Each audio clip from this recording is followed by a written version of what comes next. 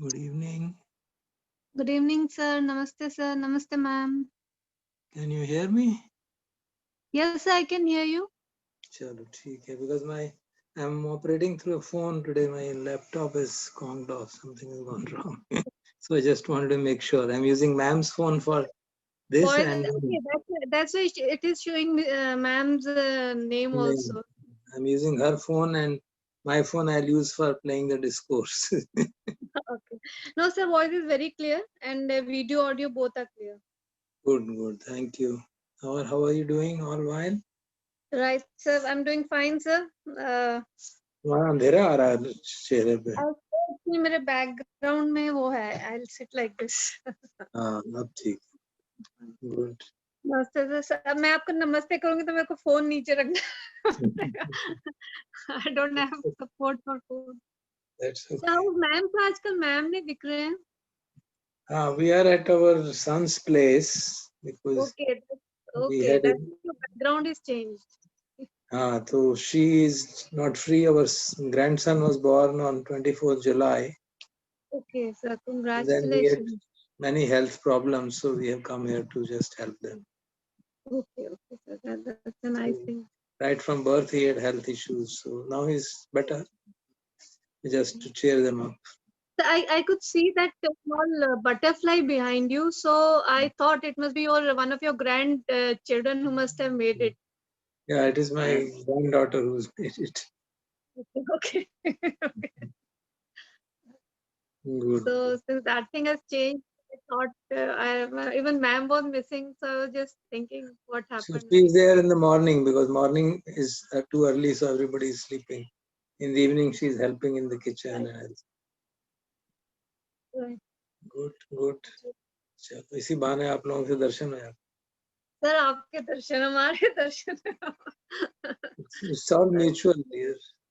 तो हमारी भी अच्छी पारमी है जो आपके दर्शन हमें हुए हैं, नहीं तो कहाँ सर, कहाँ हम कहाँ. This is keeping us all together at least in some way. अच्छा. नमस्ते. नमस्ते सर. नमस्ते. नमस्ते महिमा जी. नमस्ते अनीश जी. कैसे हैं आप? I am good, all fine. Anish ji, monastery का बताइए क्या है अभी सीन. देखो जल्दी हो जाएगा शायद. तो हमें बता दीजिए, हमें आसपास कहीं रहना हो, हम भी कुछ प्लान कर लें. हाँ बिल्कुल. तो बहुत बड़ी खबर होगी, तुरंत बता देंगे. और अहमदाबाद में सेटल हो गए आप? हाँ जी, सेटल. फौजी तो ऐसे ही होते हैं, फौजी सेटल एंड सेटल बराबर ही रहता है उनका.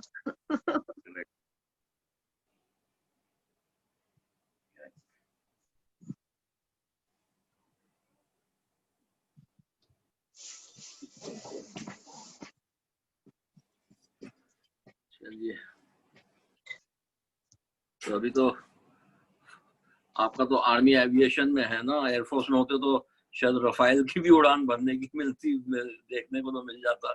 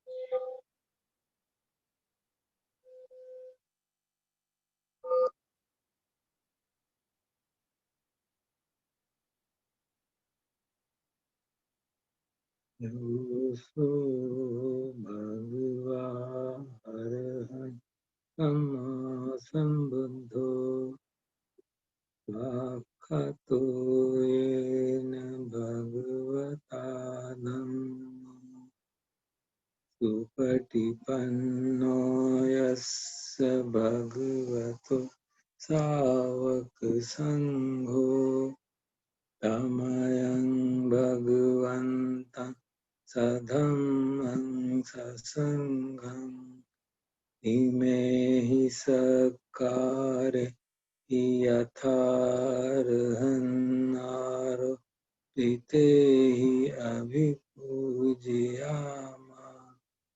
साधुनो भन्ते भगवा शुचिरपरिनिब्बुतोऽपि पश्चिमा जनतानुकम्पमानसा इमे सत्कारे दुगतपनाकारभूते कटिगह्नातु अम्हाकं दीघ्रतं हिताय सुखाय अर्हं सम्मा सम्बुद्धो भगवा बुद्धं भगवन्तं अभिवादेमि साक्षातो भगवता धम्मो धम्मं नमस्सामि सुपटिपन्नो भगवतो सावक संघो संघं नमामि अन्वयं बुद्धस्य भगवतो पुंभभाग नमकारं करोमसे नमो तस्य भगवतो अरहतो सम्मा सम्बुद्धस्य नमो तस्य भगवतो अरहतो सम्मा सम्बुद्धस्य नमो तस्य भगवतो अरहतो सम्मा सम्बुद्धस्य अन्मयं बुद्धाभिगीतिं बुद्धानुස්සतिं कुर्मसे तं कोपन भगवन्तं एवं कल्याणोऽपीति सद्यो अभुगतो इति पिसो भगवा अरहं सम्मा सम्बुद्धो विद्याचरण संपन्नो सुगतो लोकविदु अनुत्तरो पुरुषधम्मसार सत्ता देव मनुस्सा बुद्धो भगवाति अन्वयं बुद्धाभिगीतिं करोमसे बुद्धवारहन्त वरतादिगुण वियुतो शुद्धाभिज्ञानकरुणा हि समागततो बोधेसियो सुजनतं कमलं वसुरो वन्दामहं तमरणं शिरसा जिनेन्दम् बुद्धो यो सब्बपानिनं शरणं खेममुत्तमम् पठमानुसतिष्ठान वन्दामि तं शिरेणहम् बुद्धस्सस्मि दासो बुद्धो मे सामिकीश्वरो बुद्धस्सहं नियादेमि शरीरं जीवितं चिदं वन्दन्तोऽहं चरिष्यामि बुद्धस्यैव सुबोधितं नास्ति मे शरणं अन्यं बुद्धो मे शरणं वरं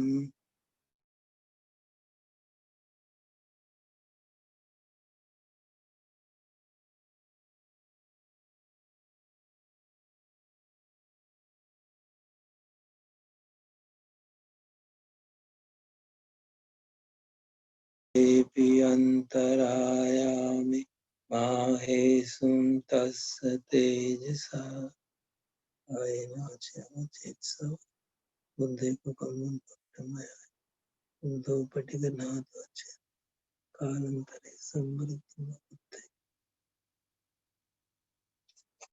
मयं धम्माभिसुचिमानुसतिनायं करोमसे साक्षातो भगवता धम्मो सन्दिट्ठिको अकालिको एहि पस्सिको औपनयिको पश्चात्तं वेदितव्य विඤ्ඤाहीते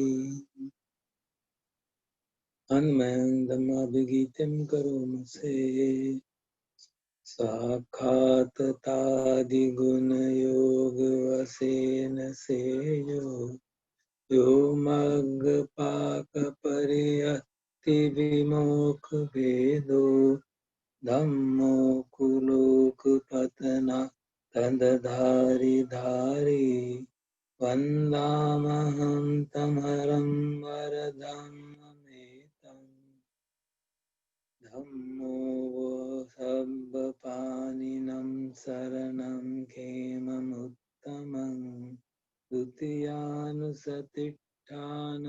वन्दामि तं शिरेणहं धम्मस्मि दासो धम्मे सामि किस्सरो धम्मस्य यादेमि शरीरं जीवितं चिदं वन्दन्तोऽहं चरिष्यामि धम्मस्यैव सुधम्मतम् नास्ति मे शरणं अन्यं धम्मो मे शरणं वरम् एतेन सत्यवज्रेण वड्डेयं श्रुतिशासने धम्मं मे वन्दमानेन सम्पुण्यं वसतं यदा सर्वेऽपि अन्तरायामि माहेशुं तस्य तेजसा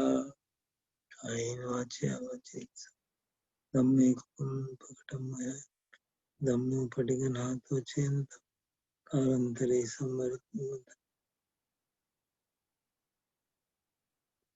अन्नमयं संगानुसतिनायं करोमसे सुपटिपन्नो भगवतो सावक संघो उजुपटिपन्नो भगवतो सावक संघो न्यायपटिपन्नो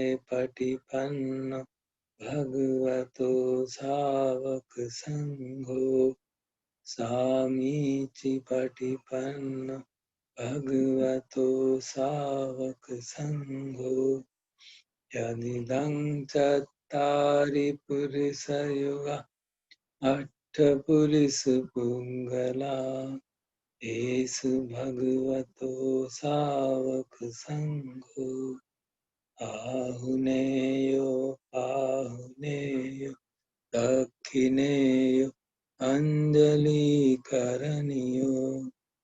अनुत्तरं पुण्यक्षेत्रं लोकशान्ति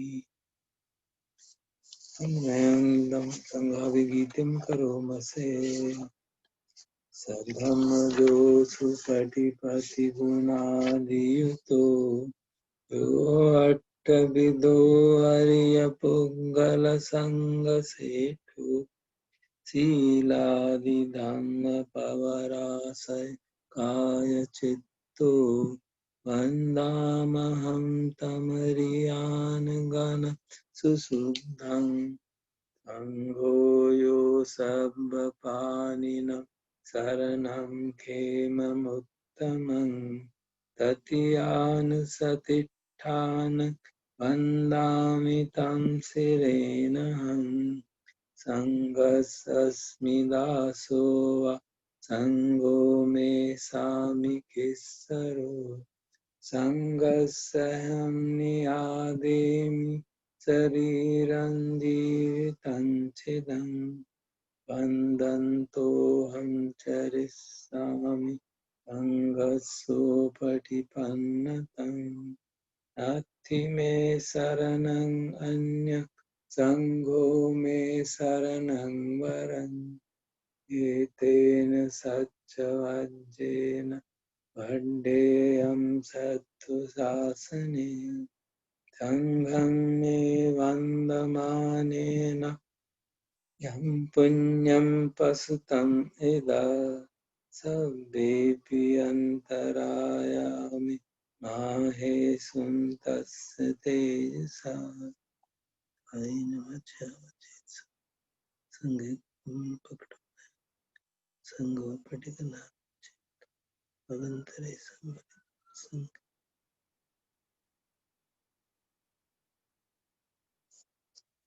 आज आदित्य पर्याय सूत्र का हिंदी ट्रांसलेशन पढ़ते हैं। सुबह हमने उसको पाली में सुना था।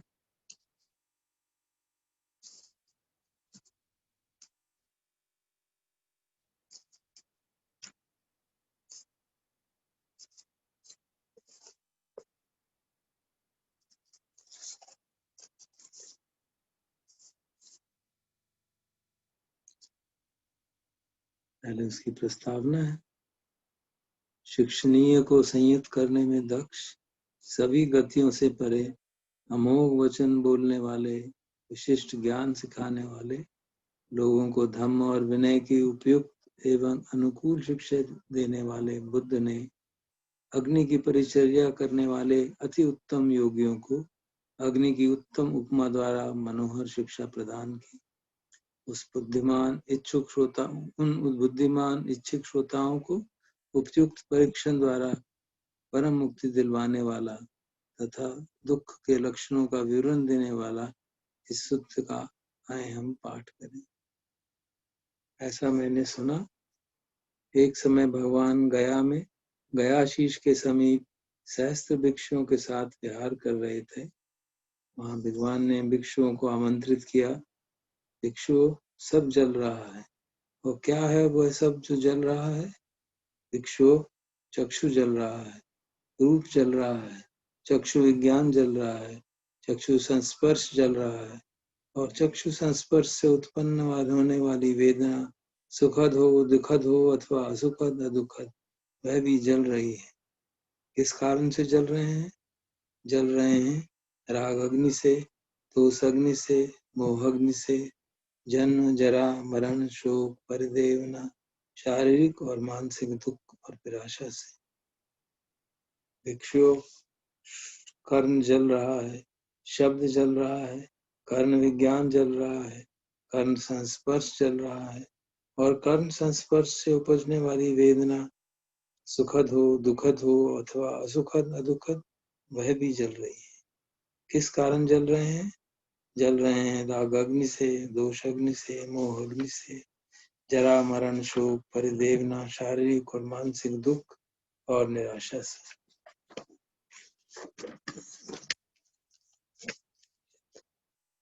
भिक्षुओं, नासिका जल रही है, गंध जल रही है, नासिका विज्ञान जल रहा है, नासिका संस्पर्श जल रहा है और नासिका संस्पर्श से उपजने वाली वेदना सुखद हो, दुखद हो अथवा असुखद अदुखद, वह भी जल रही है। किस कारण जल रहे हैं?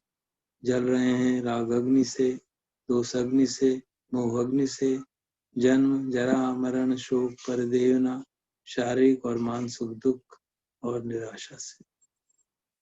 भिक्षु, जिह्वा जल रही है, रस जल रहा है, जिह्वा विज्ञान जल रहा है, जिह्वा संस्पर्श जल रहा है और जिह्वा संस्पर्श से उपजने वाली वेदना सुखद हो, दुखद हो अथवा असुखद दुखद, वह भी जल रही है।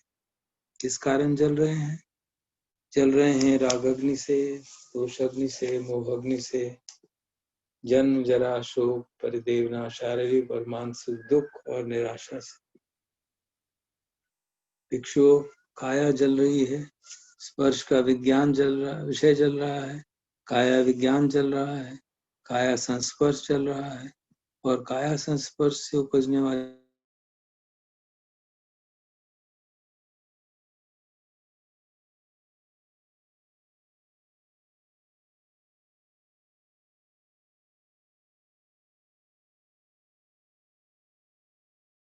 शारीरिक और मानसिक दुख और निराशा से।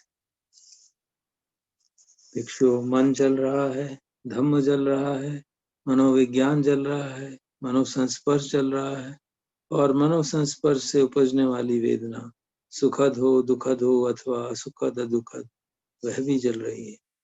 किस कारण जल रहे हैं?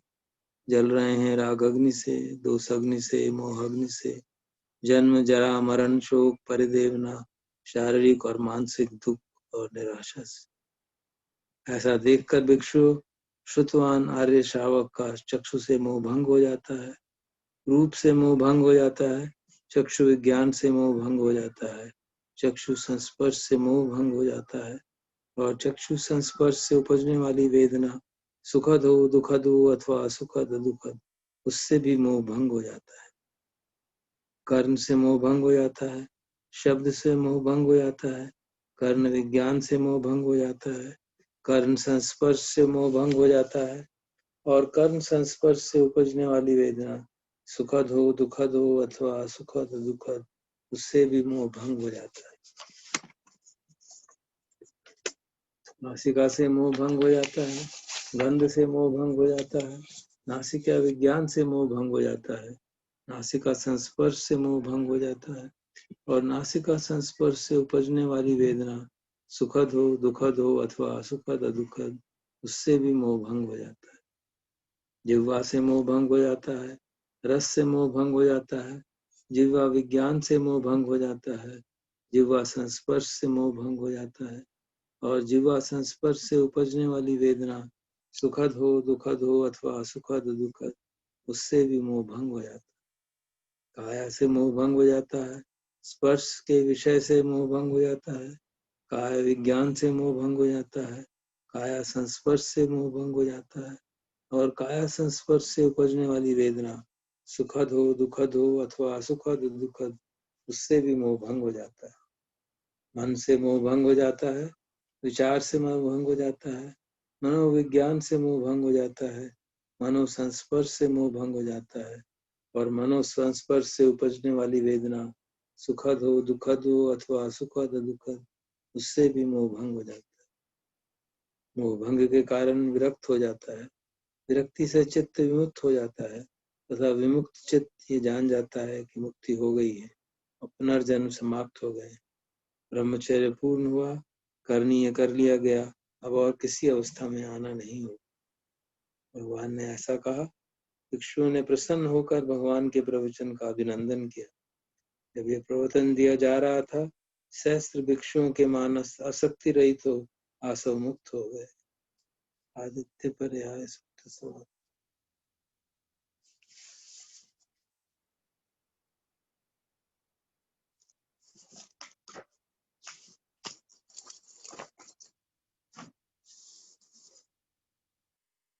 Now we listen to the second part of the discourse which we listened yesterday, discourse of Ajancha.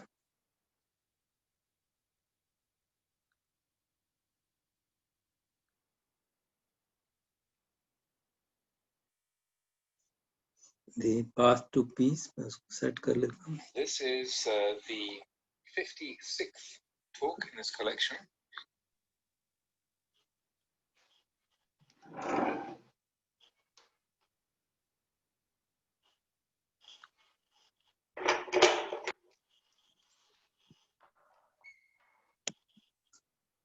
Picking up, accumulating and receiving that knowledge without full mindfulness gives rise to an experience that's like stabbing yourself. This is upadana, clinging. Once you've been stabbed, there is bhava, becoming. Bhava is the cause for jati, birth. If you train yourself not to take any notice of or attach or put importance to some of the things other people say, merely treating them as sounds,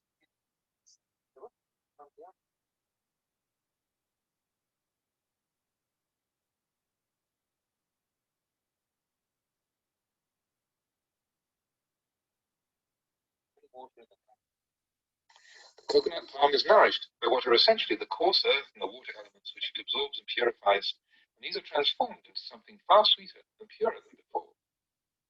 In the same way, the practice of Sila, Samadhi, and Panya, in other words, Magga, the path, has coarse beginnings, but as a result of training and refining the mind through meditation and reflection, it becomes increasingly subtle. As the mind gradually becomes more refined, the practice of mindfulness becomes more focused, being concentrated on a more and more narrow area. Practice actually becomes easier as the mind turns more and more inwards to focus on itself. You no longer make big mistakes or go wildly wrong. Now, whenever the mind is affected by a particular matter, doubts will arise, such as whether acting or speaking in a certain way is right or wrong. Simply keep halting the mental proliferation and, through intensifying effort in the practice, continue turning your attention deeper and deeper inside.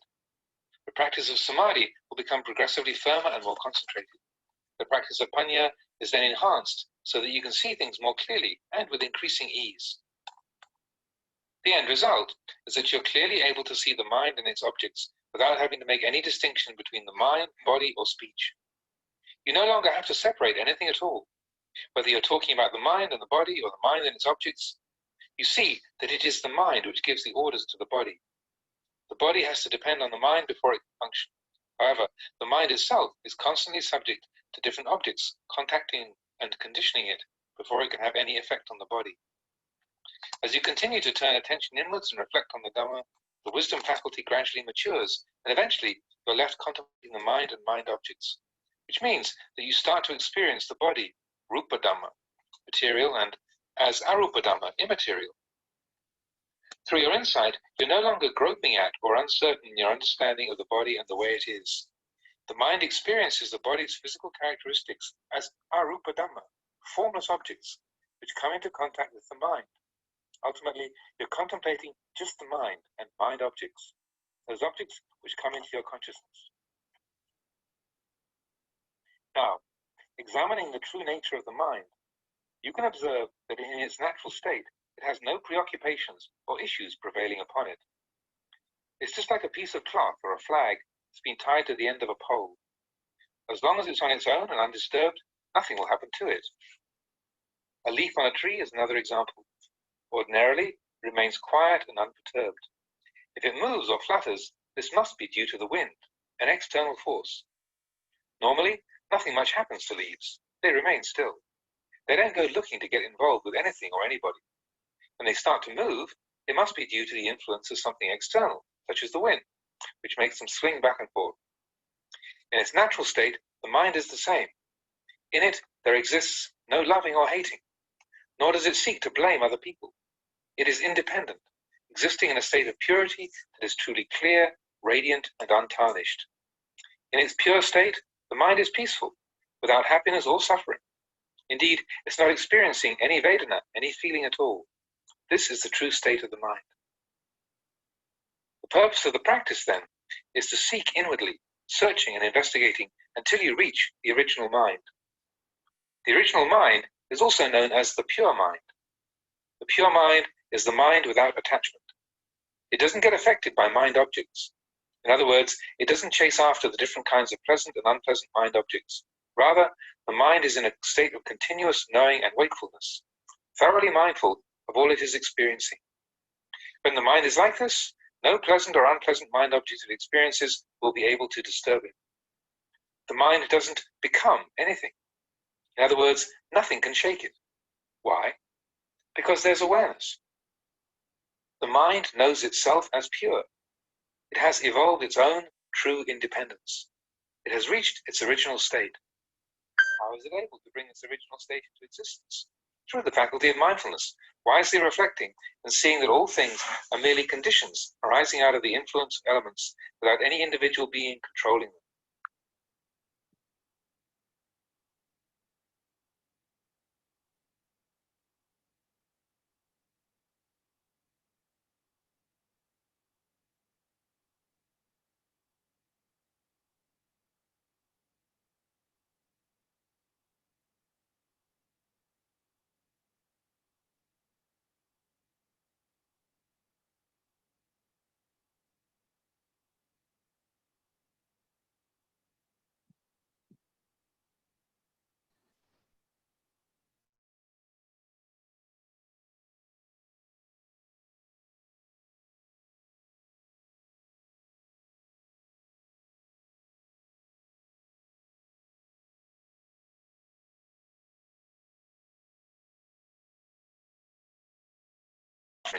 Mental states do not belong to the mind.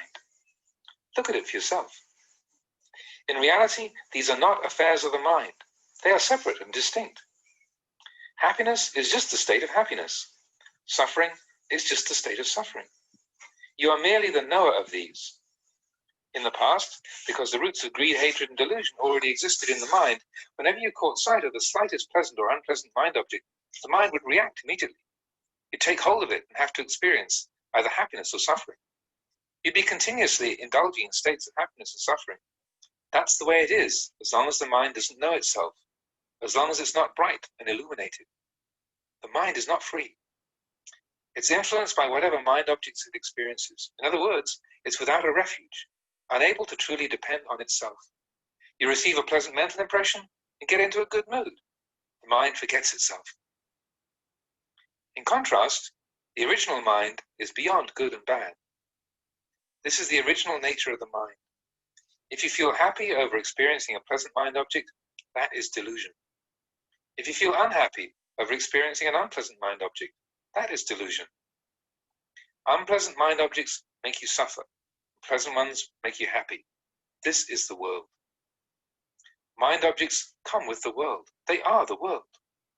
They give rise to happiness and suffering, good and evil, and everything that's subject to impermanence and uncertainty.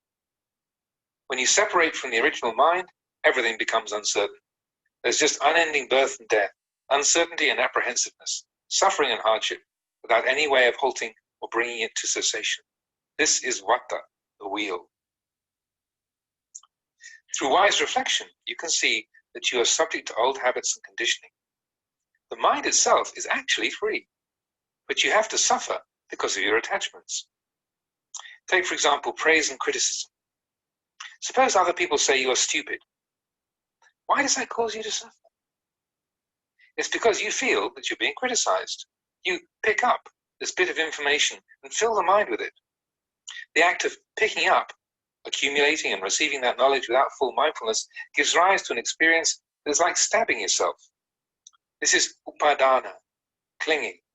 Once you've been stabbed, there is bhava, becoming. Bhava is the cause for jati, birth.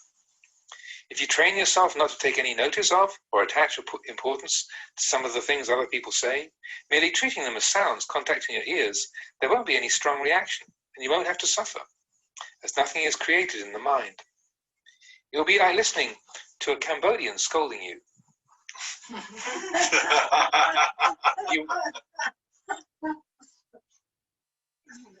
You would hear the sound of his speech, but it would be just sound, because you wouldn't understand the meaning of the words. You wouldn't be aware that you were being told off. The mind wouldn't receive that information. It would merely hear the sound and remain at ease. If anybody criticized you in a language that you didn't understand, you'd just hear the sound of their voice and remain unperturbed. You wouldn't absorb the meaning of the words, be hurt over them. Once you've practiced with the mind to this point, it becomes easier to know the arising and passing away of consciousness from moment to moment. As you reflect like this, penetrating deeper and deeper inwards, the mind becomes progressively more refined, going beyond the course of defilements. Samadhi means the mind that is firmly concentrated, and the more you practice, the firmer the mind becomes. The more firmly the mind is concentrated, the more resolute in the practice it becomes. The more you contemplate, the more confident you become. The mind becomes truly stable, to the point where it can't be swayed by anything at all. You are absolutely confident that no single mind object has the power to shake it. Mind objects are mind objects. The mind is the mind. The mind experiences good and bad mental states, happiness and suffering, because it's deluded by mind objects. If it isn't deluded by mind objects, there's no suffering. The undiluted mind can't be shaken. This phenomenon is a state of awareness where all things and phenomena are viewed entirely as dhatu, elements, rising and passing away. Just that much. It might be possible to have this experience and yet still be unable to fully let go. Whether you can or can't let go, don't let this bother you. Before anything else, you must at least develop and sustain this level of awareness or fixed determination in the mind. You have to keep applying the pressure and destroying defilements through determined effort, penetrating deeper and deeper into the practice. Having discerned the Dhamma in this way, the mind will withdraw to a less intense level of practice, which the Buddha and subsequent Buddhist scriptures describe as the Gotrabhu Chitta. It literally means the change of lineage. The Gotrabhu Chitta refers to the mind which has experienced going beyond the boundaries of the ordinary human mind. It is the mind of the Putujana, the ordinary unenlightened individual, breaking through into the realm of the Aryan, the noble ones. However, this phenomena still takes place within the mind of the ordinary unenlightened individual, like ourselves. The Gotrabhu Pugala is someone who, having progressed in their practice until they gain temporary experience of Nibbana, withdraws from it and continues practicing on another level because they've not yet completely cut off all defilements. It's like someone who is in the middle of stepping across a stream with one foot on the near bank and the other on the far side. They know for sure that there are two sides to the stream, but they are unable to cross it over completely, and so they step back. The understanding that two sides to the stream exist is similar to that of the Gotrabhu Pugala, or the Gotrabhu Chitta. It means that you know the way to go beyond the defilements, but you are still unable to go there, and so step back. Once you know for yourself that this state truly exists, this knowledge remains with you constantly as you continue to practice meditation and develop your parami. You are certain both of the goal and the most direct way to reach it. Simply speaking, this state that has arisen is the mind itself. If you contemplate according to the truth of the way things are, you can see that there exists just one path, and it's your duty to follow it. It means that you know from the very beginning that mental states of happiness and suffering are not the path to follow. This is something that you have to know for yourself. It is the truth of the way things are. If you're attached to happiness, you're off the path, because attaching to happiness will cause suffering to arise. If you're attached to sadness, it can be a cause of suffering to arise. You understand this. You're already mindful with right view, but at the same time, you're not able fully to let go of your attachments. So, what is the correct way to practice?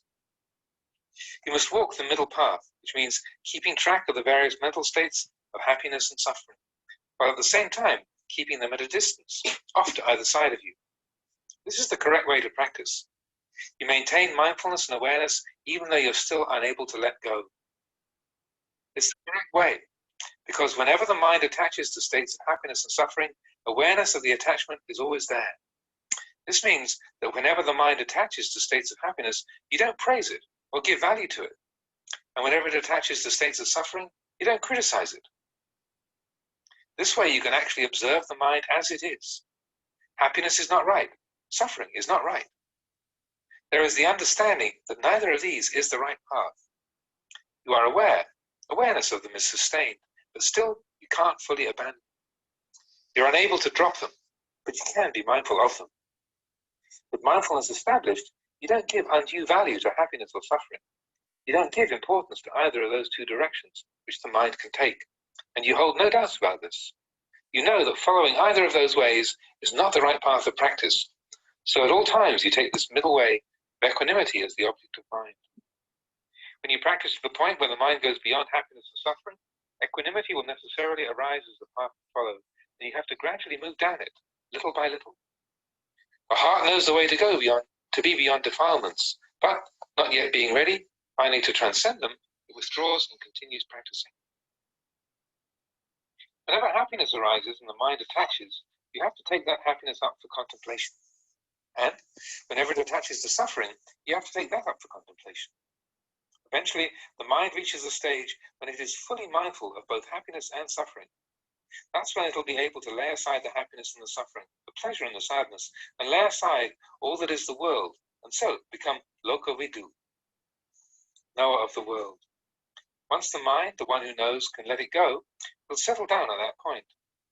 Why does it settle down?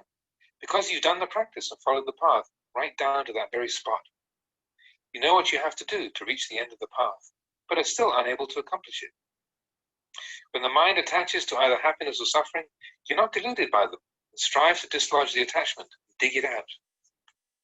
This is practicing on the level of the Yogavachara, one who is traveling along the path of practice, striving to cut through the defilements, yet not having reached the goal. You focus upon these conditions and the way it is from moment to moment in your own mind.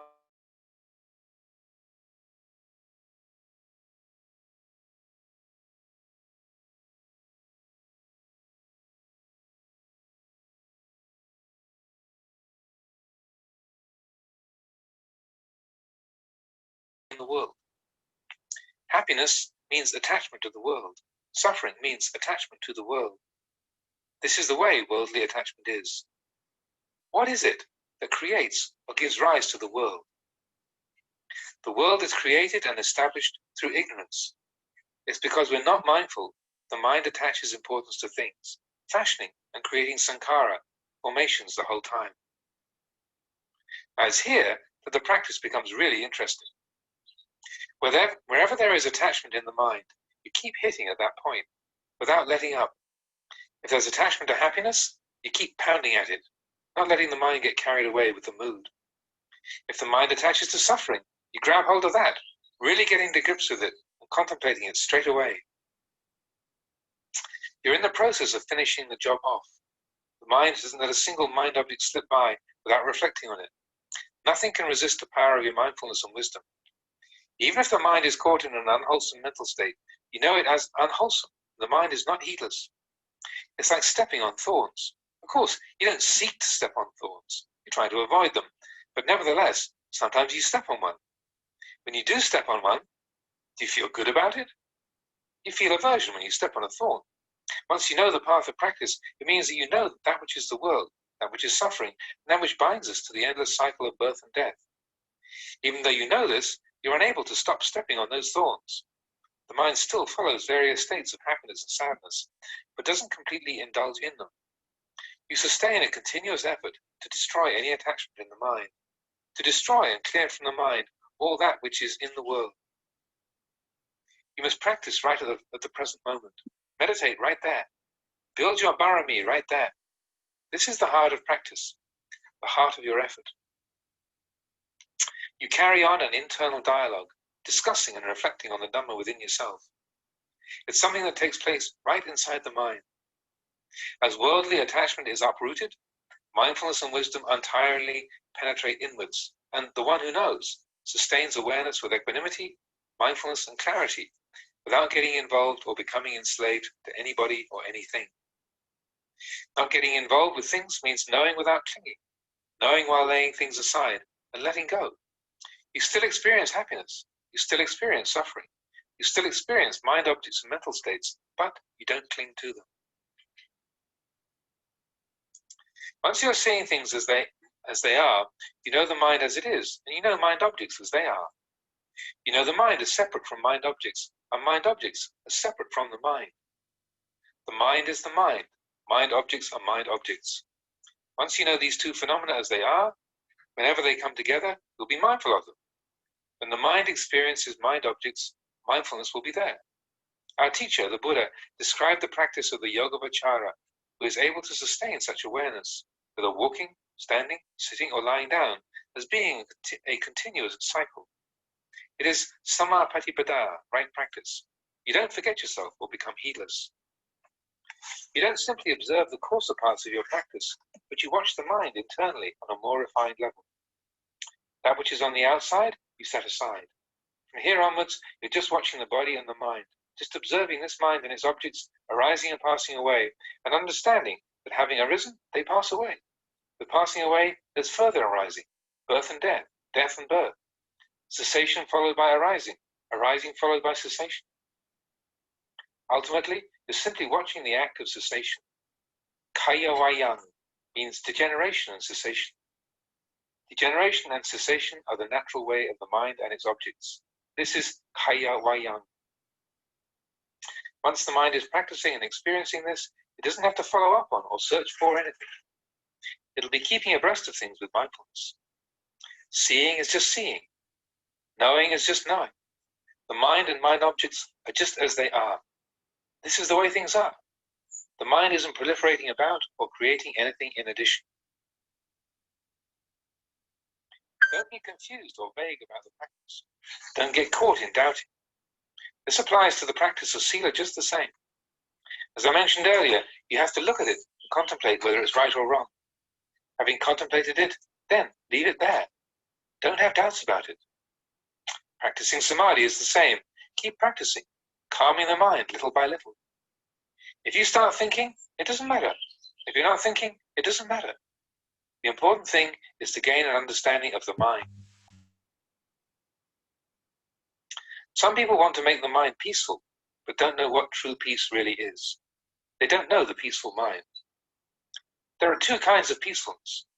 One is the peace that comes through samadhi. The other is the peace that comes through panya. The mind that is peaceful through samadhi is still deluded. The peace that comes through the practice of samadhi alone is dependent on the mind being separated from mind objects. When it's not experiencing any mind objects, then there is calm. Consequently, one attaches to the happiness that comes with that calm. However, when there is impingement through the senses, the mind gives in straight away. It's afraid of mind objects. It's afraid of happiness and suffering, afraid of praise and criticism, afraid of forms, sounds, smells, and tastes. One who is peaceful through samadhi alone is afraid of everything, doesn't want to get involved with anybody or anything on the outside.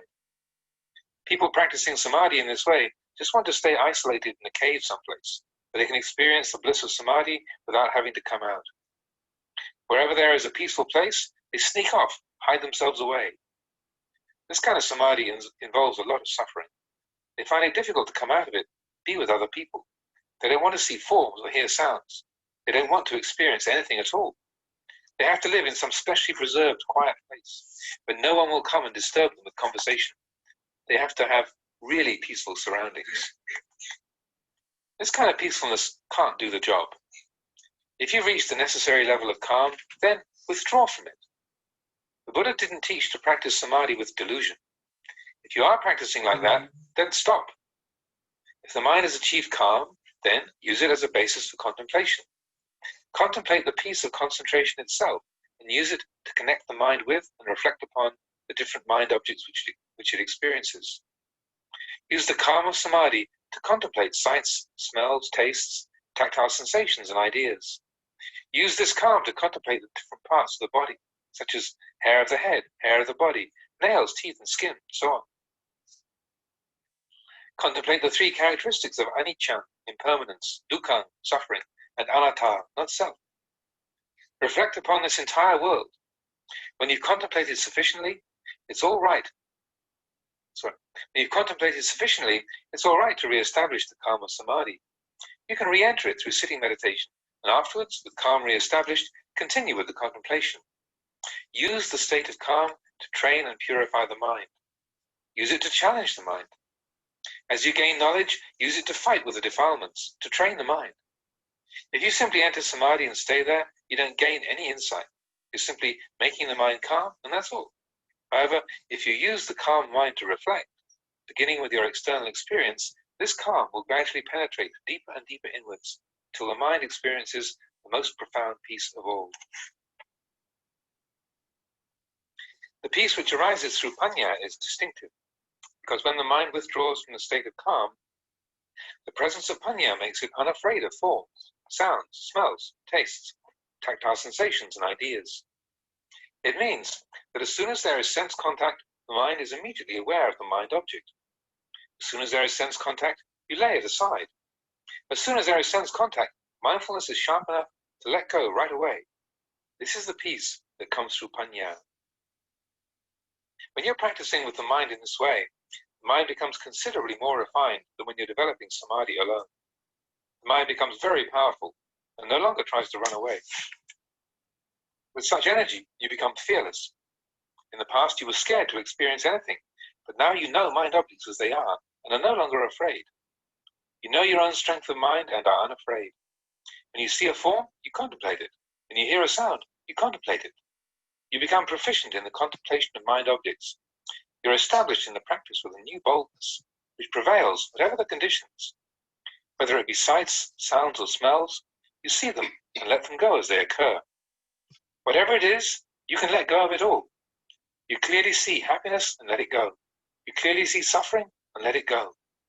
Wherever you see them, you let them go right there. That's the way. Keep letting them go and casting them aside right there. No mind objects will be able to maintain a hold over the mind. You leave them there and stay secure in your place of abiding within the mind. As you experience, you cast aside. As you experience, you observe. Having observed, you let go. All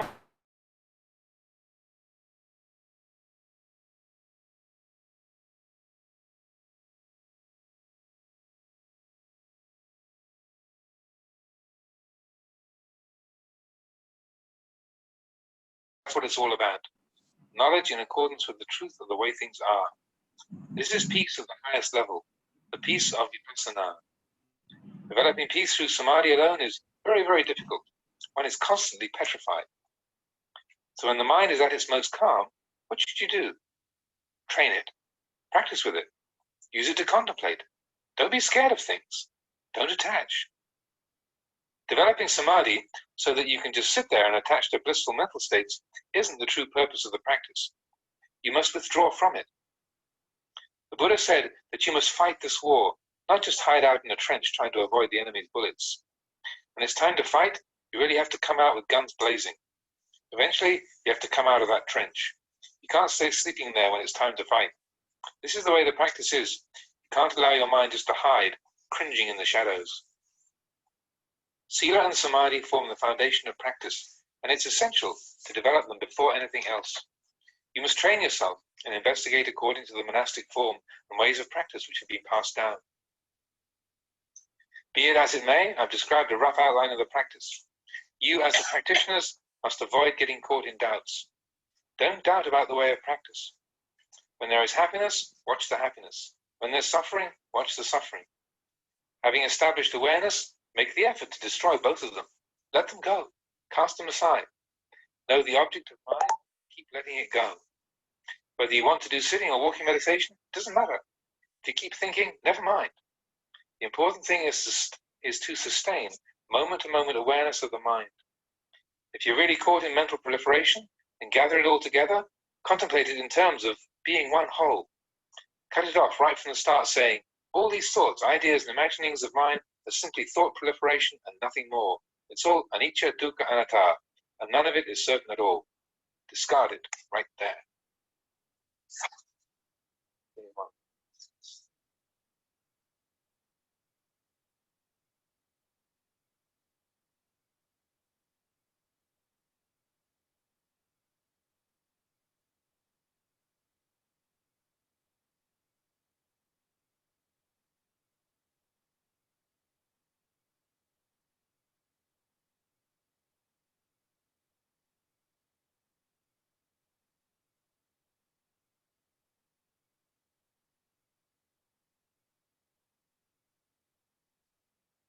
Hindi अनुवाद करते हैं।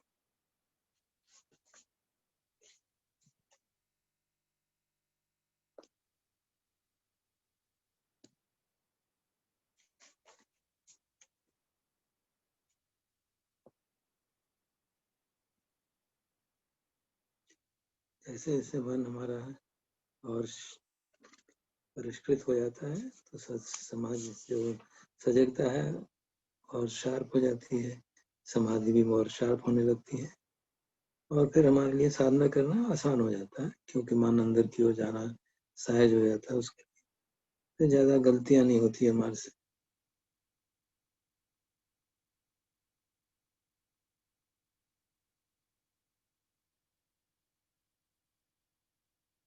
जब कभी भी मन में कोई किसी तरह का डाउट उठे या कुछ और इस तरह की बात हो, कैसे बोलना है, कैसे करना है, तो हम सिर्फ अपने मन के जो प्रपंच है उसको रोक के सिर्फ देखते रहें क्या हो रहा है और अपने अंदर ध्यान दे जाएंगे तो अपने आप समाधि में पुष्ट होती जाएगी और इस तरह के डाउट भी दूर होते चले जाएंगे और फिर उस आधार पर प्रज्ञा का बढ़ाने में मदद मिलती है।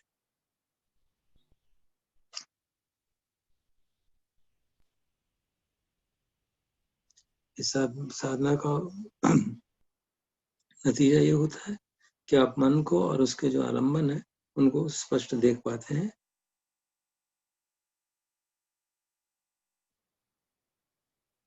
और चाहे आप बात कर रहे हो या मन के बारे में या शरीर के बारे में, आपको वो उसको समझने में दिक्कत नहीं लगती। आप समझते हैं कि मन है जो शरीर को ऑर्डर देता है और शरीर उसके हिसाब से काम करता है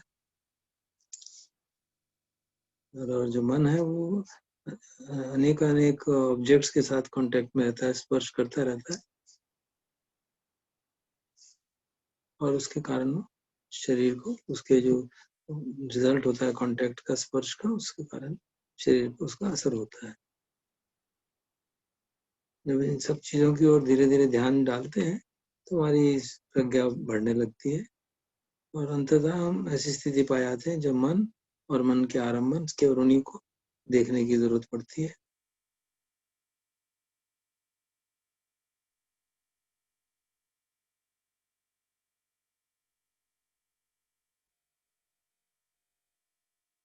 तो आपको इस बारे में कोई डाउट नहीं रहता कि शरीर क्या है। आप समझते हैं कि मन जो है शरीर को भी अनुभव जो है अरूप धम्म की फॉर्मलेसनेस की तरह से ही करता है, क्योंकि शरीर का अनुभव भी जो होता है वो मन के कारण ही होता है। और इस तरह से आप केवल मन और उसके ऑब्जेक्ट्स को ही जान रहे हैं, ये बात स्पष्ट होने लगती है। चित्त की चेतना में जो कुछ आता है आप उसको जान रहे हैं। और जब हम इस तरह से काम करते हैं तो शुद्ध चित्त के जो उसका वास्तविक स्वरूप है उसको जानने लगते हैं, उसका जो नैसर्गिक स्वरूप है वो जानने लगते हैं। तो उसमें कोई भी दोष नहीं है, कोई विकार नहीं है। समझने के लिए जैसे उदाहरण दिया जाता है कि एक कपड़े को पोल पर टांग ले एक झंडे के जैसे, तो वो जब तक हवा नहीं होगी चलेगी तब तक वो एक जगह शांत रहेगा, हवा चलेगी तब हिलेगा। या एक समझ लें कि पेड़ का एक पत्ता है, वो भी सब जब शांत है, सब कुछ हवा नहीं चल रही तो बिल्कुल एक स्थिर पड़ा है, और जब हवा चलती है तो वो इधर उधर फटकता है, बड़बड़ाता है। बिल्कुल इसी तरह से हमारा मन की स्थिति है। जब मन में बाहर के वधान नहीं आते तो वो शांत रहता है। उसका मन का प्योर शुद्ध चित्त का कोई ऐसा स्वभाव यही है कि वो शांत रहता है, स्पष्ट रहता है, और उसमें जानने की क्षमता बिल्कुल चरम पे होती है।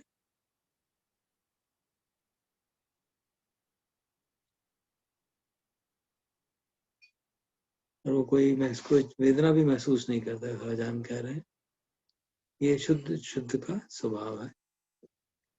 हमारी साधना का उद्देश्य यही है कि अंदर पहुंचते पहुंचते हम उस शुद्ध चित्त तक पहुंच जाए। इसको ओरिजिनल माइंड भी कहते हैं। इसमें इस शुद्ध चित्त में कोई अटैचमेंट नहीं है। वो जो भी मन के अंदर धर्म उत्पन्न होते हैं उनके पीछे वो आगे भागता नहीं है, सिर्फ जानता है उनको। देखने में देखना जैसे कहा जाता है।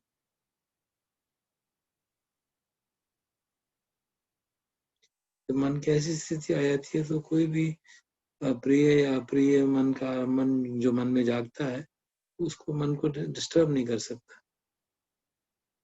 मन को कंपायमान नहीं कर सकता। इस तरह से वो बाकी सब चीजों से इंडिपेंडेंट हो गया है। अनिश्चितो च विहरति, जैसे हम उसमें सुनते हैं सती पट्ठान में।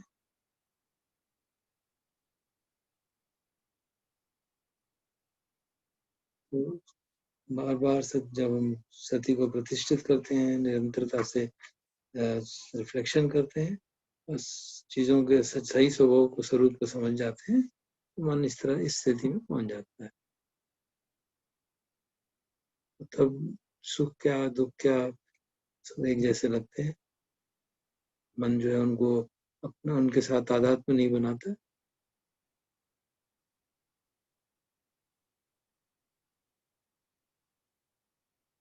वो केवल उनको जानने वाला बनता है, जानता है उनको।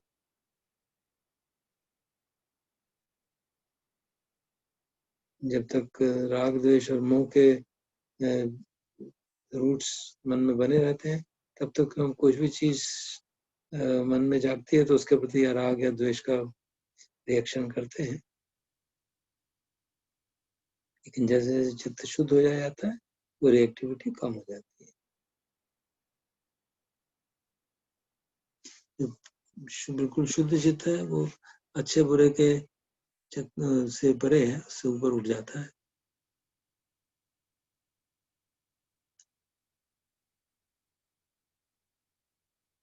प्रिय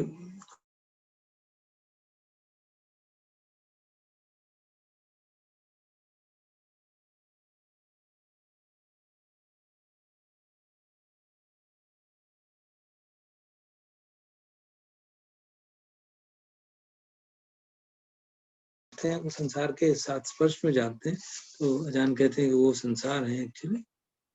और जब आप शुद्ध चित्त से उसको अलग देखते हैं तो समझते हैं कि संसार की सारी चीजें तो अनिश्चित है, वह होती हैं वह होती हैं।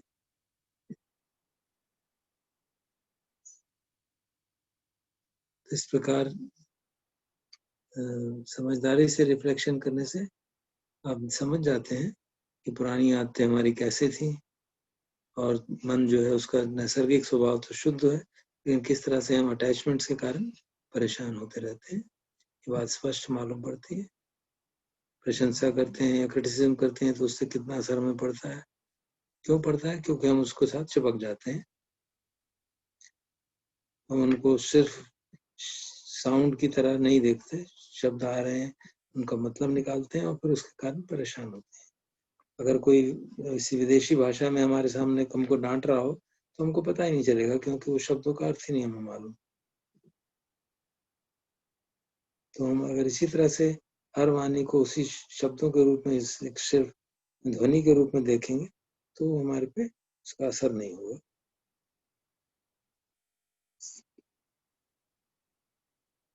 समाधि का तात्पर्य है कि मन को एकाग्र करना है, और जितना हम मन को समाधि का अभ्यास करते हैं उतना मन एकाग्र होता चला जाता है, और जितनी समाधि पुष्ट होती है उतनी हमारी साधना और स्ट्रांग हो सकती है, उतना कॉन्फिडेंस हम में आता है, विश्वास जागता है, वही सब तक शांत हो जाता है कि वो बाहर की परिस्थितियों से हिलता डुलता नहीं है। हम मन के धर्म को अलग देख पाते हैं, मन को अलग देख पाते हैं।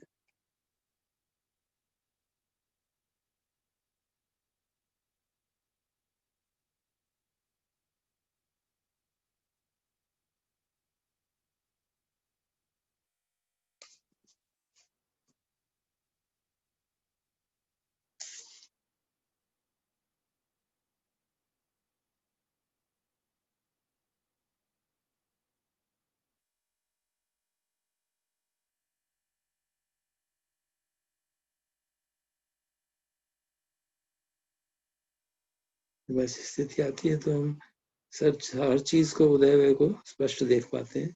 धातुओं की तरह के उदय हो रहे हैं, समाप्त व्यय हो रहे हैं, लेकिन कई बार ऐसा अनुभव होने के बावजूद भी हम पूरी तरह से उस अनुभव के प्रति चिपकाव को छोड़ नहीं पाते हैं।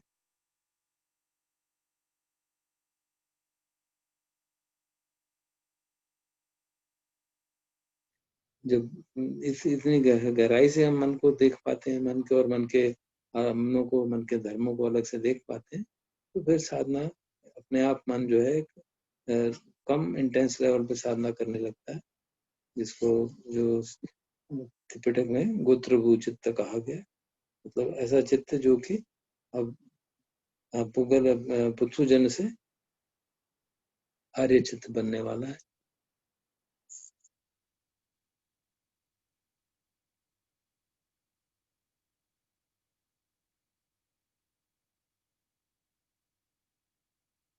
उनको एक तरह के एक टेम्पररी एक्सपीरियंस निब्बान का हो रहा है, लेकिन ऐसे जैसे समझ लें जैसे कि आवश्यक नहीं कि वो पूरा अनुभव हो पाए, क्योंकि वैसे समझ लें जैसे कोई नदी के दो किनारे हैं, एक पांव पे, एक किनारे पे रखा, दूसरा पांव दूसरे किनारे पे भी रख पा रहा है, लेकिन क्रॉस नहीं कर पा रहा नदी को। बट ये इतना जरूर होता है कि आपको मालूम पड़ता है कि हाँ, दूसरी तरह की, इस तरह की इस मन की स्थिति है जो सामान्य पुत्सुजन की है, दूसरी स्थिति है जो आर्य पुगल की है। कॉन्फिडेंस हो जाता है और फिर इंतजाम जो भ्रम की नदी है उसको पार कर पाते हैं।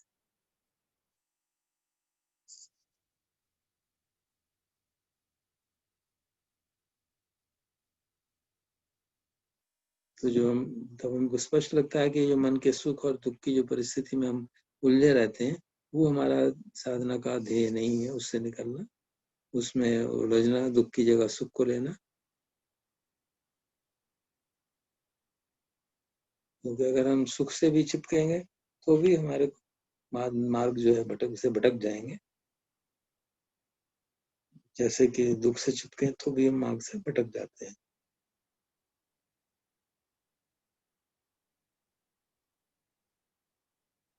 साधना का करेक्ट तरीका संक्षेप में फिर जान बताते हैं क्या है कि हमको मध्यम मार्ग से चलना चाहिए। मतलब जो भी हमारे मन की स्थितियां हैं, सुख की, दुख की या कैसी भी, उनको जान रहे हैं लेकिन उनसे दूरी बना के रखते हैं, उनके साथ तादात्म्य नहीं बनने देते। हमारी सजगता इतनी ज्यादा हो जाती है कि हम उसको देख पाते हैं, और चाहे हम उसको पूरी तरह से त्याग ना भी पाए लेकिन स्पष्टता से देख पाते हैं। और हमें स्पष्ट हो जाता है कि जब हम सुख या दुख से चिपकते हैं तो दोनों से ही चिपकने से अंततः दुख ही होता है। तो जब सुख का अनुभव होता है तो हम उसको अपनी उपलब्धि नहीं मानते और उसकी प्रशंसा नहीं करते, और दुख का अनुभव होता है तो हम अपने को अवनति नहीं समझते और अपने को क्रिटिसाइज नहीं करते। ये दोनों ही के ऊपर हमको ट्रांसेंड करना है, इन दोनों के ऊपर उठना है, सुख और दुख के।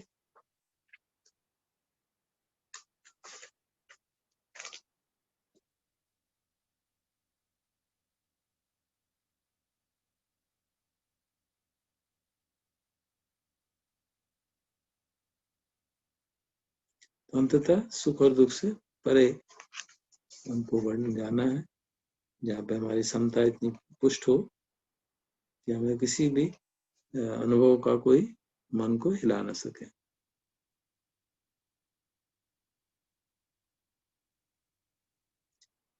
और तब हम सचमुच में संसार को ठीक से समझ रहे हैं, और तो हम कहते हैं कि लोक विदु हो गए। उसी को लोक विदु होना कहा जाता है।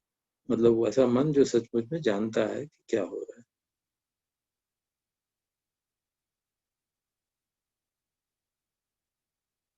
ये योगावचारा के लेवल तक साधना करना है। ये योगावचारा एक अलग शब्द जान बता रहे हैं, हालांकि इस तरह की ट्रेडिशन भी है कि हम पूरी कोशिश कर रहे हैं कि विकारों को की समाप्ति हो, लेकिन अभी पूरी तरह से लक्ष्य तक पहुंचे नहीं। निरंतरता से इसी तरह से अभ्यास करते करते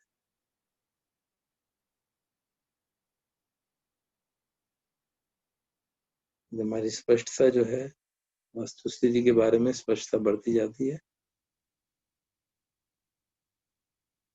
हम समझते हैं कि सुख भी संसार से चिपका हुआ है और दुख भी संसार से चिपका हुआ है। हमें इन दोनों के ऊपर उठना चाहिए। और जब हम जो चीजों को महत्व देते हैं वो तभी इसीलिए देते हैं क्योंकि हम पूरी तरह से सजग नहीं है उनके वास्तविक स्वरूप के प्रति, अनिश्चित दुख अनात्म के प्रति सजग नहीं है। तो जहां जहां पे हमें अटैचमेंट मालूम पड़ती है, हम उसी को देखते हैं, उसी को पूरे प्रयास करते हैं उसको हटाने का, और एफर्ट को ढीला नहीं छोड़ते। चाहे वो सुख के प्रति अटैचमेंट हो, चाहे दुख के प्रति अटैचमेंट हो।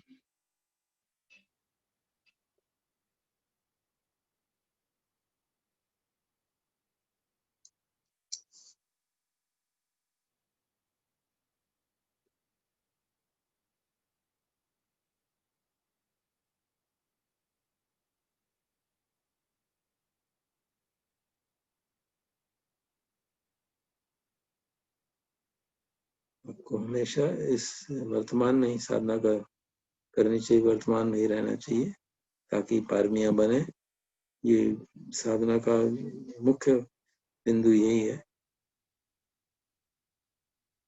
और निरंतरता से अपने भीतर एक डायलॉग चलता रहे, समझते रहे कि क्या हो रहा है, हमारे अनुभव कैसे हैं, और उसको धर्म के अनुकूल उस पर चर्चा करते रहे अपने आप से। जैसे जैसे संसार से अटैचमेंट जो हटने लगती है, हमारा सती और सजगता और प्रज्ञा अंदर की ओर जाने लगती हैं, और गहराई से हम जानते हैं। और जो बुद्धो है, जो जानने की हमारी क्षमता है, वो और निरंतरता से सस्टेन होने लगती है। सती के साथ साथ उपेक्षा भाव भी पुष्ट होने लगता है, और जो भी अनुभव हो रहा है हम उसके साथ इन्वॉल्व होना नहीं होते। इस बार जब हम उनसे इन्वॉल्व नहीं हो रहे, इसका मतलब है कोई भी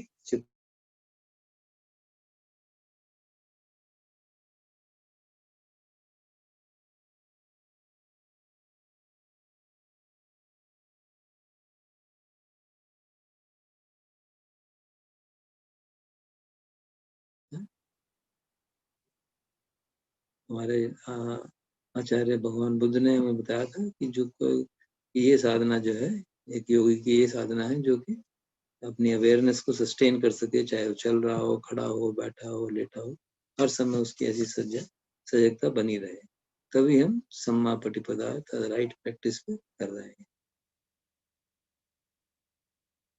तो आप केवल जो स्थूल हमारी साधना का स्थूल भाग है केवल उसी को नहीं, जो सूक्ष्म भाग है उसको भी देखना प्रारंभ करते हैं। बाहर की ओर फिर हमारा ध्यान कम होता जाता है और हम अंदर हमारे भीतर क्या हो रहा है उसकी ओर जानते हैं। हम देखते हैं किस तरह से हमारे भीतर मन के ऑब्जेक्ट उठते हैं, उदय होता है, वह होता है, मृत्यु होती है, समाप्त, जन्म होता है, मृत्यु होती है, और ये चलता ही रहता है, अनवरत चल रहा रहता है। इसी को क्षय वयम कहा जाता है, क्षय और वय, मतलब जो निरंतरता से समाप्ति की ओर ही जा रहा है।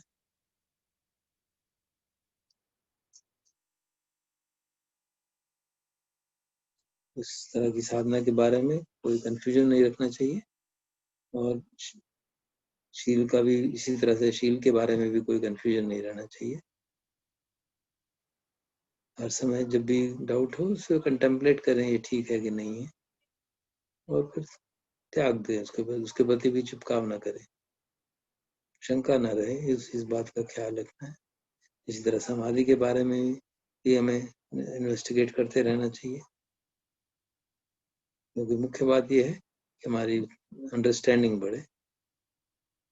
कई लोग सिर्फ चित्त को शांत करना चाहते हैं, समाधि का गहन अभ्यास करना चाहते हैं, लेकिन अच्छी बात है, लेकिन उस समाधि का गहन अभ्यास जो है वो हमको मुक्ति की ओर नहीं ले जा सकता है। और जब उसका एक शॉर्टकमिंग ये है कि हम फिर संसार से इंटरेक्ट नहीं करना चाहते, क्योंकि जो समाधि का सुख है उसके प्रति अटैचमेंट हो जाती है। हम कुछ सुनना नहीं चाहते, कुछ देखना नहीं चाहते, गुफा में बैठ के बैठे रहना चाहते हैं। तो इस तरह की जो शांति है वो सचमुच में अच्छी सच्ची शांति नहीं है, क्योंकि वो परिस्थितियों पर निर्भर है। असली शांति तब आती है जब पन्या के आधार पे आती है, जब हम अनित्य, दुख, अनात्म का सचमुच में गहराई से कंटेम्पलेशन करते हैं, संसार के सही स्वरूप को समझते हैं।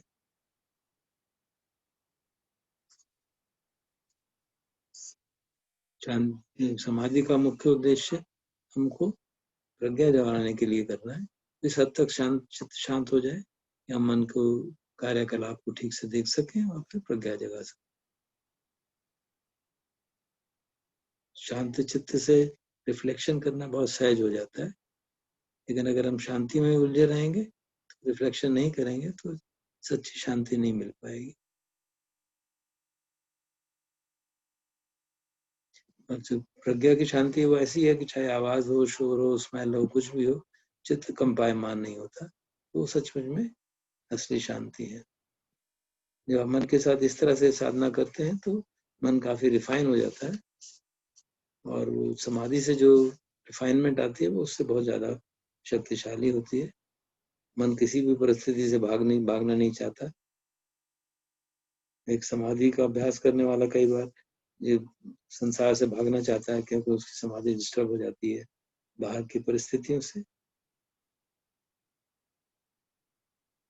जब आप सचमुच में प्रज्ञा में स्थापित हो जाते हैं, तो चाहे दृश्य हो, शब्द हो, गंध हो, आप उनको देखते हैं और उनको त्याग देते हैं, उनके साथ उलझते नहीं हैं। आप सुख को देखते हैं उसके साथ नहीं चिपकते, दुख को देखते हैं उसके साथ नहीं चिपकते, आप उन सब से ऊपर उठ जाते हैं, तो शांति, गहन शांति का अनुभव करते हैं। क्योंकि सारे जो मन के धर्म है, मन की स्थितियां हैं, उनके प्रति आप, उनका कोई महत्व नहीं रह जाता आपके सामने। और यही विपश्यना की असली शक्ति है कि हमारे मन में अनित्य, दुख, अनात्मा इतना स्ट्रांगली हो गया कि कोई भी चीज हमें, कोई भी अनुभव हमें कंपायमान नहीं कर सकता, क्योंकि हम विश्व के, संसार के असली स्वरूप को कैसा है उसको ठीक से समझ गए हैं। और केवल समाधि के आधार पे शांति का अनुभव करना बहुत ही मुश्किल है। इसलिए जब मन शांत हो तो क्या करना चाहिए, उसको कंटेम्पलेशन में लगा देना चाहिए। घबराना नहीं चाहिए, ना ही अटैच होना चाहिए। घबराना इस मामले में कि कंटेम्पलेशन से पता नहीं क्या क्या चीजें निकलेंगी। समाधि को इसलिए अभ्यास करना है ताकि हम उसको इस्तेमाल कर सकें, ना कि इसलिए कि हम बहुत सुखद मन की स्थितियां अनुभव कर सकें। भगवान ने हमें सिखाया कि जो विकारों से युद्ध है वो हमें आस पार पार का युद्ध करना चाहिए, और ये नहीं कि हम छुप के बैठे रहें। शील और समाधि जो हमारी साधना का आधार है, और इसलिए उनको डेवलप करना बहुत आवश्यक है। इस तरह से मैंने तुमको एक ब्रीफ रफ आउटलाइन सारी साधना की बता दी है, और आपको कोई डाउट नहीं रहना चाहिए साधना के बारे में। जो भी परिस्थिति आए, सुख आए दुख आए, उसको केवल ऑब्जर्व करना है, सती में प्रतिष्ठित रहना है, सती और प्रज्ञा के आधार पर साधना बढ़ानी है। चाहे आप बैठ के ध्यान करें, चाहे चल के ध्यान करें, कोई फर्क नहीं पड़ता। अगर मन में विचार भी आ रहे हैं तो उसको भी महत्व मत दो। मुख्य बात यह है कि हमारी सती बनी रहे, हाँ विचार आ रहे हैं, और हम जो विचारों का प्रपंच है उसको भी अगर उसमें भी अगर अटक जाए, उसको भी जान लेना चाहिए प्रपंच है, और उसको त्याग कर दो।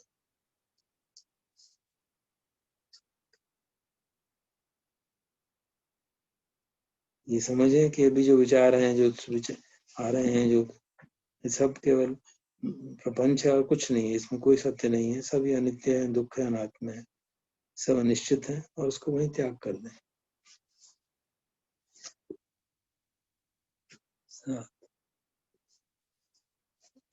हिंदी ट्रांसलेशन पूरा हुआ। अब हम ब्रह्म विहारों का अभ्यास करते हैं। देखता हूँ टाइम है तो, हाँ समय है।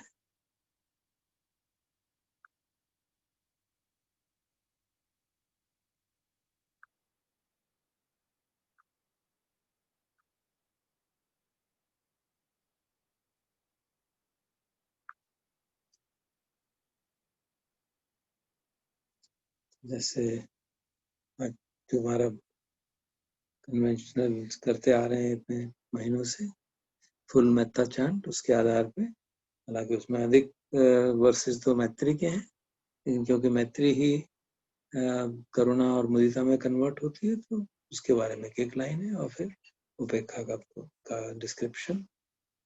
तो चैंटिंग करते हैं और साथ साथ थोड़ी थोड़ी देर रुक के पहले मैत्री का अभ्यास, फिर थोड़ी देर करुणा का अभ्यास, फिर थोड़ी देर मुदिता का अभ्यास, और थोड़ी देर उपेक्षा का अभ्यास, और फिर उसको सभी दिशाओं में व्याप्त करने का अभ्यास।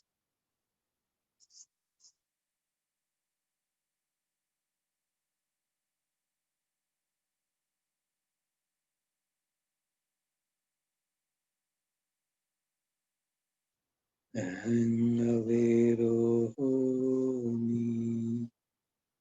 अव्यापज्योमि अनिगोमि सुखी अत्तानं परिहरामि।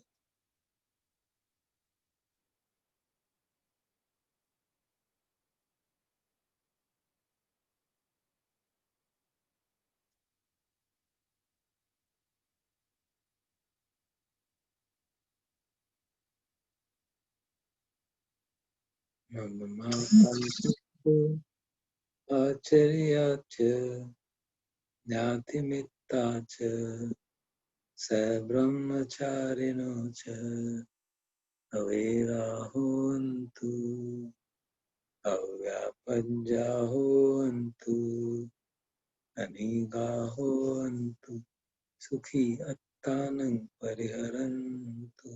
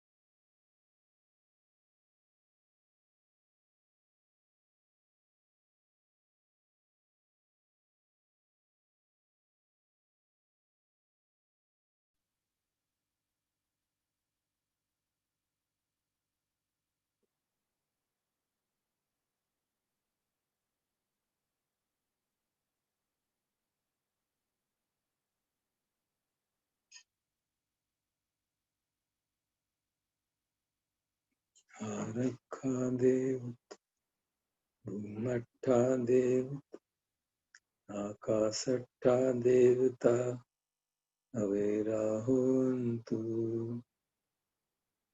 रुक्खट्ठा देवता अवेराहोन्तु अव्यापञ्जाहोन्तु अनीगाहोन्तु सुखी अत्तानं परिहरन्तु।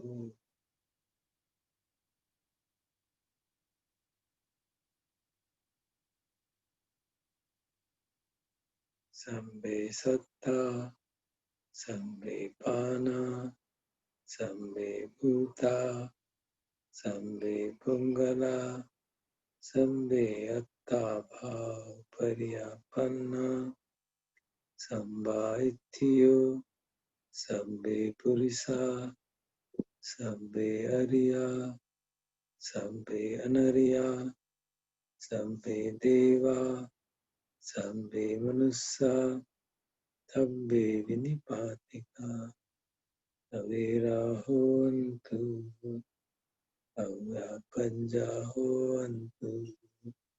अनीगाहोन्तु सुखी अत्तानं परिहरन्तु।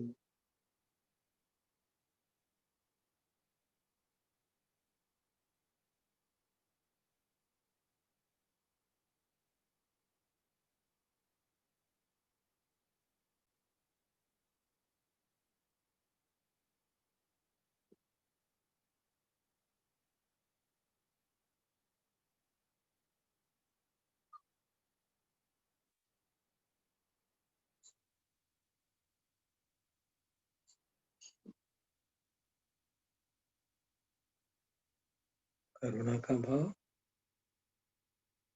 दुखियों के प्रति मैत्री करुणा के रूप में प्रकट होती है। सद्भावना दुखी लोगों के प्रति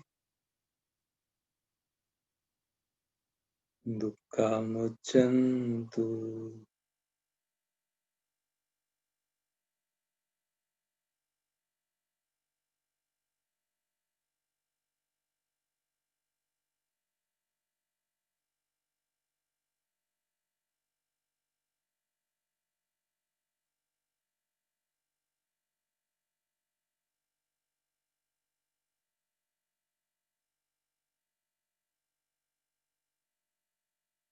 मुदिता का भाव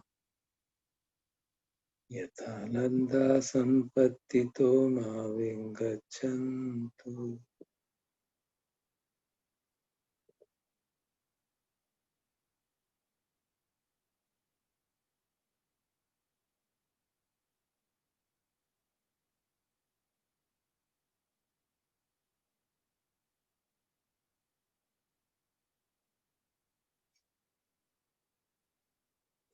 उपेक्षा भावना के लिए कर्म सिद्धांत कम्मस्य का कम्म दायादा कम्म योनि कम्म बंधु कम्म पटिसरण यम कम्मं करिष्यन्ति कल्याणं वा पापकं वा तस्य दायादा भविष्यन्ति।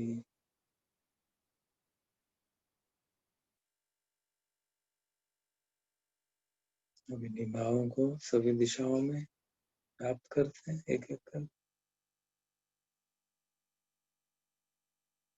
पुरथिमाया दिशाया पश्चिमाया दिशाया उत्तराया दिशाया दक्षिणाया दिशाया पुरथिमाया अनुदिशाया पश्चिमाया अनुदिशाया उत्तराया अनुदिशाया दक्षिणाया अनुदिशाया सम्बे सत्ता सम्बे पाना सम्बे भूता सम्बे पुंगला सम्बे अत्ता भाव पर्यापन्ना सम्बाइथियो सम्बे पुरिसा सम्बे अरिया सम्बे अनरिया सम्बे देवा सम्बे मनुष्या Sabbe vinipatika avirahontु avyapanja-hontu aniga-hontu sukhi attanam pariharantu.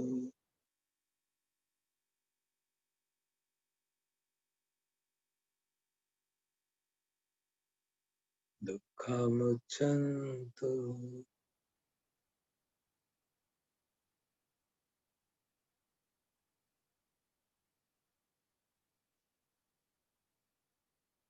yatha lagga sampattito ma viggachantu.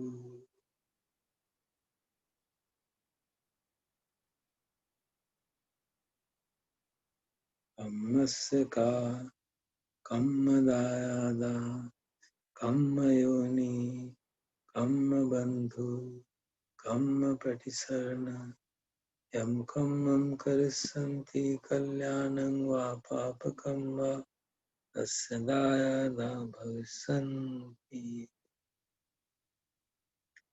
और अब सभी ब्रह्म विहारों को अनंत करते हुए सभी चक्र वालों में, सभी लोकों में रहने वाले, पृथ्वी पे चलने वाले, पानी में रहने वाले, आकाश में रहने वाले सभी प्राणियों के प्रति मैत्री भाव और जो दुखी हैं उनके प्रति करुणा का भाव, भवाग्र से लेकर अविच्छी नर्क तक सभी लोगों का मन में भाव सबके प्राणियों के प्रति। ऊर्ध्वं याव भवंगा च अधो याव अविच्छितो समन्ता चक्रवालेषु ये सत्ता पृथ्वी चरा अव्यापज्जा निवेरा च निर्दुःखा च अनुपन्दवा।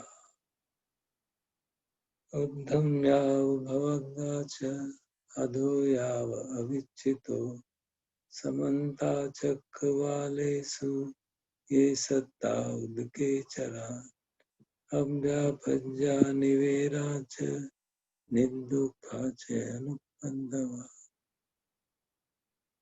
ऊर्ध्वं याव भवंगा च अधो याव अविच्छितो समन्ता चक्रवालेषु ये सत्ता आकाशे चरा अव्यापज्जा निवेरा च निर्दुःखा च अनुपन्दवा।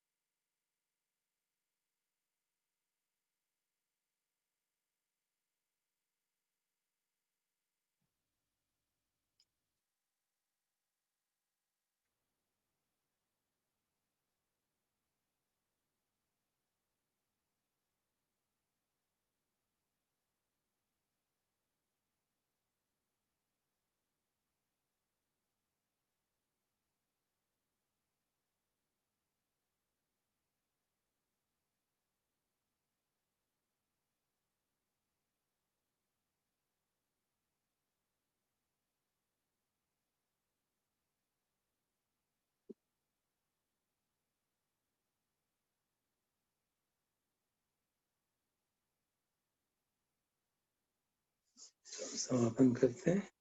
तो राजेंद्र जी हैं तो ऑनलाइन अभी हैं तो लीड करें।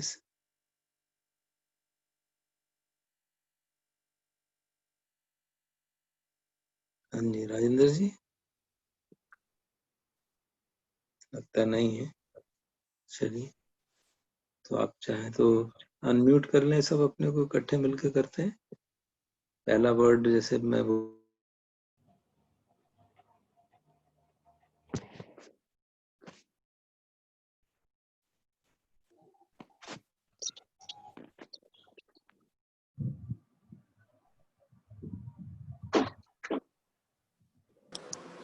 रक्षन्तु सर्वदेवता अनुभावेन तदा भवन्तु ते भवतु भवतु सर्वं सर्वमङ्गलं रक्षन्तु सर्वदेवता सर्वधर्मानुभावेन सदा सुखिर्भवन्तु ते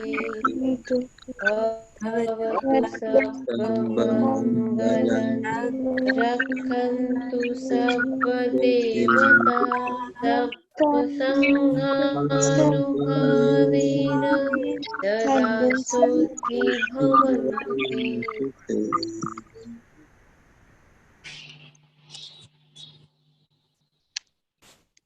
अर्हं सम्मा सम्बुद्धो भगवान् बुद्धं भगवन्तं अभिवादे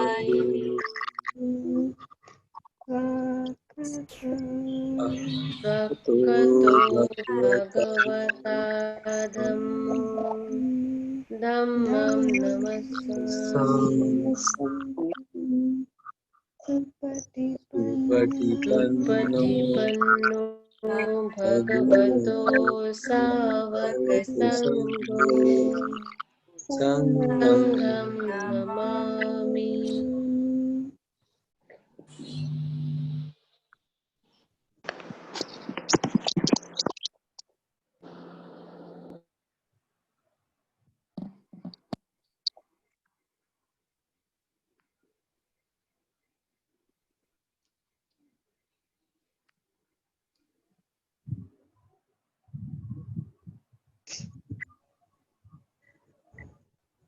नमस्कार।